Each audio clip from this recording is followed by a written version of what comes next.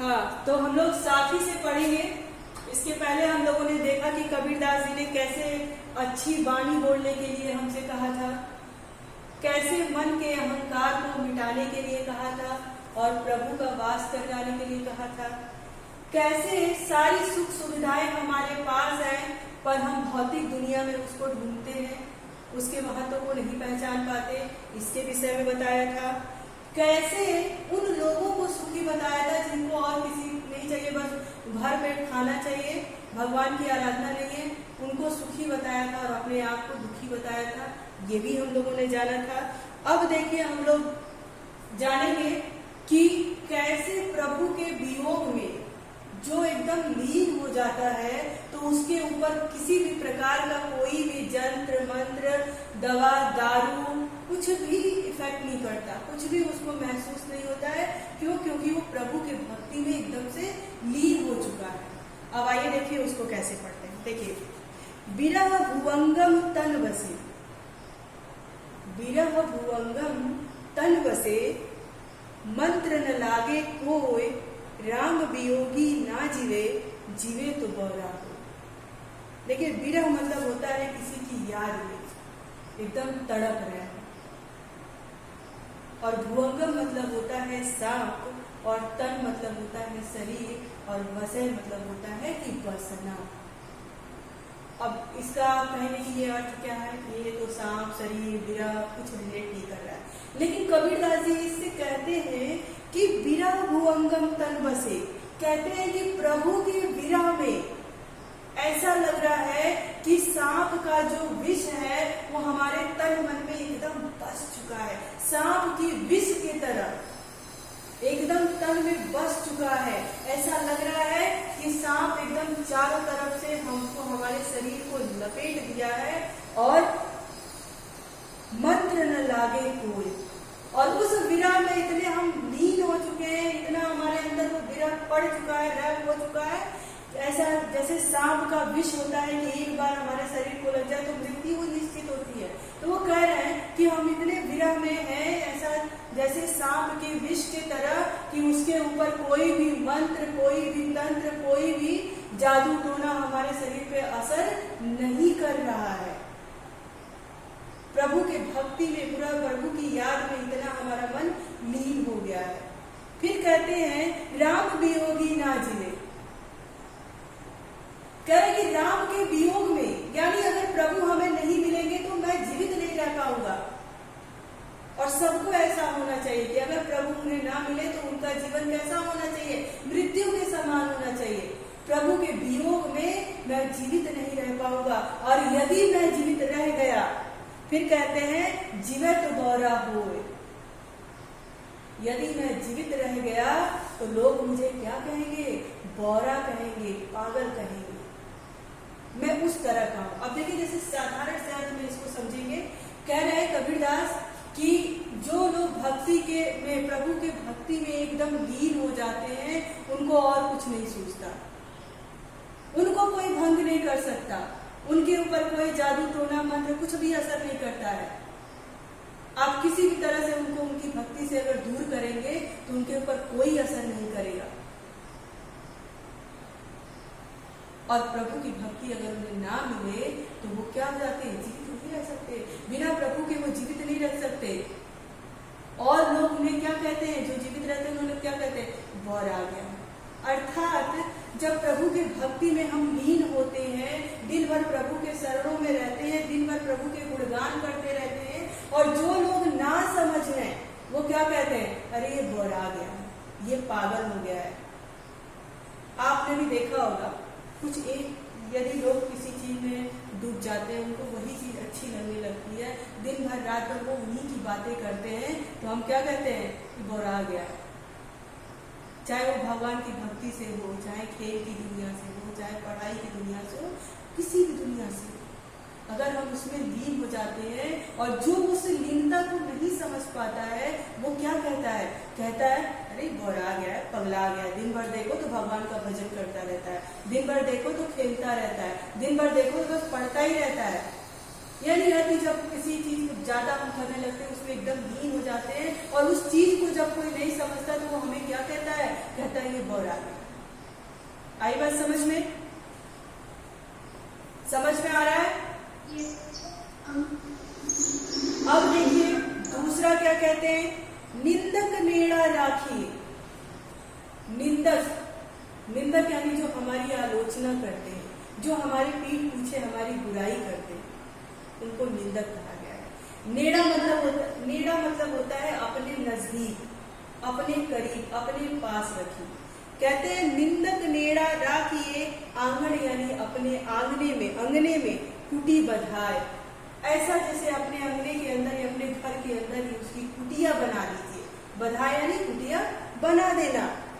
बिन साबड़ पानी बिना, साबड़ यानी साबुन, पानी यानी पानी।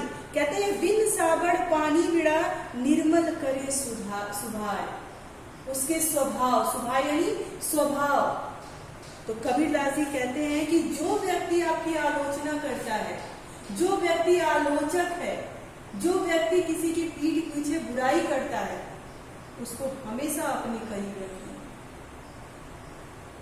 हो सके तो उसके अपने भवन के अंदर, अपने आंगन के अंदर उसका घर बना दीजिए।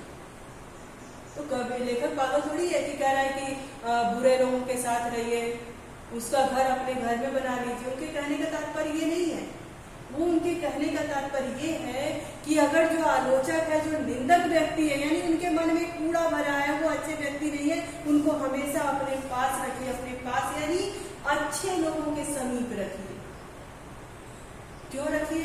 हो सके तो उसको अपने घर में ही बसा लीजिए, यानी हो सके तो उसको एकदम अपना करीबी बना लीजिए, अपना दोस्त बना लीजिए, मित्र बना लीजिए। जानते हैं क्यों? वो इसलिए कि वो उसकी आलोचना की आदत, वो उसकी बुराई की आदत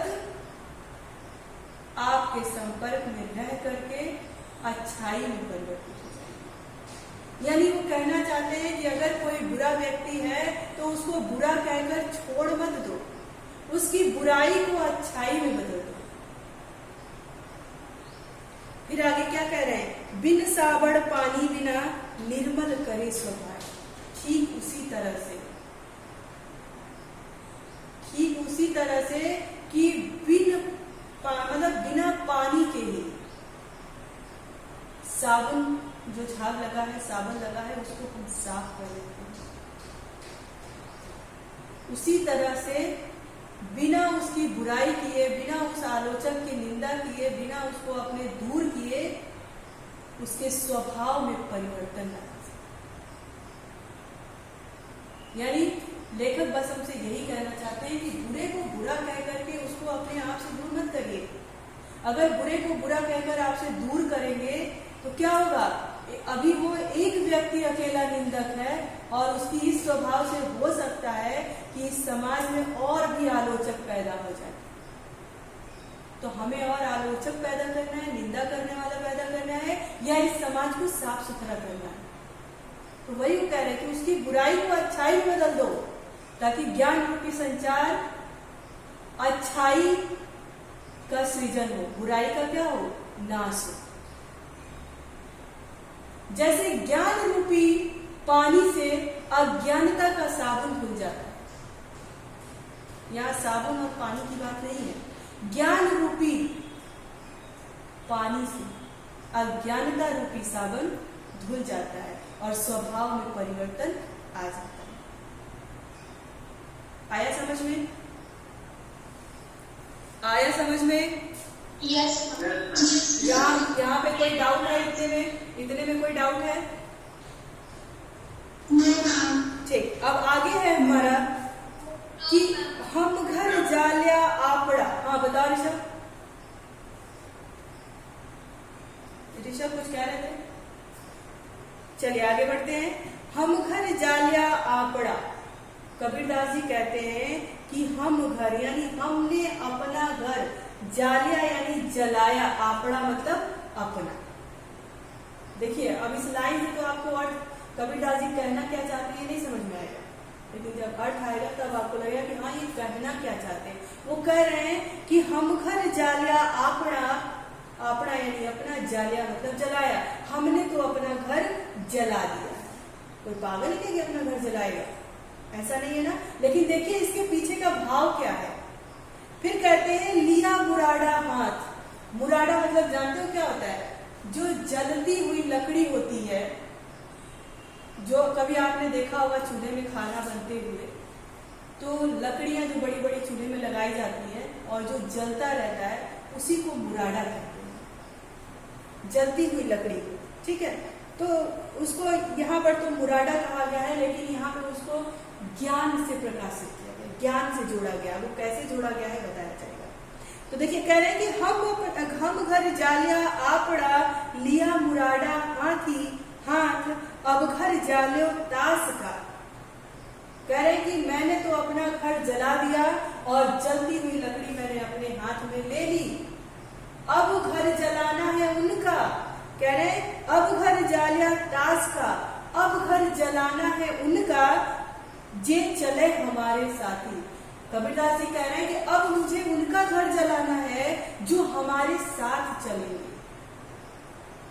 भाई अब आप सोच रहे हो कि ये कबीरदास जी ऐसा क्यों कह रहे हैं, अपना घर जलाने की बात क्यों कह रहे हैं? लेकिन अब देखिए क्या क्यों कह रहे हैं।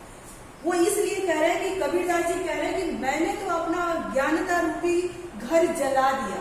अज्ञानता रूपी घर की बात कही गई है। कह रहे हैं कि मैंने तो अब अज्ञानता रूपी घर अपना जला दिया है और मुराड़ा हाथ में ले लिया है, यानी ज्ञान रूपी जलता हुआ मसाल अपने हाथों में ले लिया है। अब मेरे आगे काम क्या है? अब मुझे उनका घर जलाना है जो मेरे साथ चलते हैं, यानी इस जलती हुई मसाल को ले करके ज्ञान का संचार करना है और जो अज्ञानी व्यक्ति हैं उनकी अज्ञानता को मिटाना है और उनको भी अपने पीछे ले चलना है। अब घर जाले तास का, यानी अब हमें क्या करना है? अज्ञानता रूपी घर को जलाना है, यानी जो व्यक्ति हमारे साथ चलना चाह रहा है उसके अज्ञानता को मिटा करके ज्ञान में बदलना है। मैंने तो अपना अज्ञानता रूपी घर जला दिया और जलती हुई मसाल अपने हाथ में ले ली, यानी मुराड़ा अपने हाथ में ले लिया, जलता हुआ। मुराडे को उन्होंने ज्ञान रूपी मसाल से संदर्भित किया है। तो कहते हैं कि मैंने तो अपना ज्ञानता रूपी घर जला दिया और जलता हुआ मसाल यानी ज्ञान रूपी मसाल अपने हाथ में ले लिया है। अब मेरा लक्ष्य क्या है कि अब मुझे उन घरों को जलाना है, यानी उन अज्ञानी लोगों को के अंदर ज्ञान का संचार करना है जो हमारे साथ चलने को तैयार है। भाई आज अगर एक व्यक्ति ज्ञानी होगा, कोशिश करते करते 10 होंगे, 10 100 में बदलेंगे, 100 1000 में बदलेंगे, 1000 करोड़ में बदलेंगे और एक समय आएगा कि पूरा संसार ही ज्ञान के दीपक में जलता हुआ। आई बात समझ में? यहाँ तक समझ में आया आप लोगों को? कोई डाउट है यहाँ तक? कोई डाउट है यहाँ तक? यहाँ तक कोई डाउट है बच्चों? हर्ष कुमार, हर्ष कुमार, संजना यादव, संजना यादव,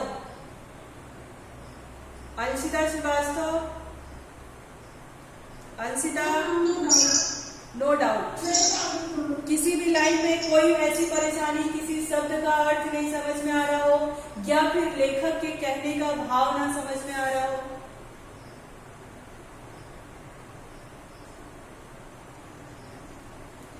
हनी कुमारी, या फिर लेखक के कहने का भाव ना समझ में आ रहा हो? हाँ, एक चीज और आप करेंगे। Okay, thank you. हाँ, अब देखो एक चीज हमको और इसमें देखना है। अगर साखी से संबंधित कोई भी पूछ ले कि इस लाइन के व्याख्या लिखिए या भाव स्पष्ट लिखिए, तो आप क्वेश्चन पेपर में आंसर शीट में बिल्कुल गलती नहीं करेंगे। बोर्ड के एग्जाम में आप सबसे पहले लिखेंगे प्रस्तुत पद्यांश हमारी पाठ्य पुस्तक स्पर्श भाग 2 से ली गई है। स्पर्श भाग 2 के पाठ 1 कबीर की साखी से ली गई है, ठीक है। और इसके लेखक कौन है, इसके कवि कौन है? कबीर जी हैं, ठीक। कबीर, उसके बाद आपको क्या लिखना है? अगर मान लीजिए ऐसी वाणी बोलिए कहीं भाव स्पष्ट करना हो तो आप इसके भाव को लिखेंगे। लिखेंगे कि इस साखी से कवि हमें यह बताना चाहते हैं कि लोगों के साथ हमारे आपसी प्यार सामंजस्य क्या होना चाहिए, अच्छा होना चाहिए। लोगों से प्यार से बातें करना चाहिए, मीठे शब्दों में बातें करना चाहिए। उसके बाद से आप व्याख्या लिखना शुरू कर देंगे। आई बात समझ में? यहाँ पे बिल्कुल गलती नहीं करेंगे। भाव स्पष्ट अगर करने को कहा जाएगा तो आप इसी तरह से भाव स्पष्ट करेंगे। क्लियर है? यहाँ पे क्लियर है? कोई गलती नहीं करेंगे। और इसमें से जो भी कठिन शब्द है अंडरलाइन करेंगे। अंडरलाइन करने के बाद उसके अर्थ अपना ध्यान रख लेंगे कि हाँ इसका ये अर्थ होता है, क्योंकि इसी अर्थ को उठा करके आपसे उसमें पूछ सकता है आपके ग्रामर के पार्ट में। ठीक है, यहीं से कोई लाइन उठा लेगा और आपके ग्रामर के पार्ट में पूछ लेगा। जरूरी नहीं है कि आपको क्वेश्चन बाहर से दे, और ये भी जरूरी नहीं है कि आपका प्रश्न इस किताब से बने ग्रामर का। ठीक है, तो आप इन छोटे छोटे शब्दों का भी ध्यान रखेंगे और उसको देख लेंगे। ठीक, इसी आपके जो चैप्टर पढ़ाए जाते हैं मुहावरे वगैरह सब इसी के बीच से आ सकते हैं, बाहर से भी आ सकते हैं। बस कॉन्सेप्ट आपका क्लियर होना चाहिए। कहीं पे भी कोई डाउट होगा कभी भी पूछना। आपके पास 2-3 महीने का समय बस है, इसके बाद आपके पास समय नहीं है। अगर आप अभी नहीं चेतोगे तो बाद में पछताने के अलावा आपके पास और भी कुछ भी नहीं होगा। फिर आप ब्लेम करते रह जाओगे कि मैम समझा रही थी और मुझे समझ में नहीं आ रहा था, मैम क्या पढ़ा रही थी मेरे समझ में नहीं आ रहा था। तो ब्लेम करना ये सब हटाइए, और नहीं आ रहा है तो उसको 20 बार समझिए। ठीक है, क्लियर है यहाँ पे? हाँ, चलिए आप हम लोग थोड़ा सा सूचना कैसे लिखते हैं ये समझेंगे। ठीक है, सूचना में जो आपने गलतियां की हैं उसको हम लोग देखेंगे।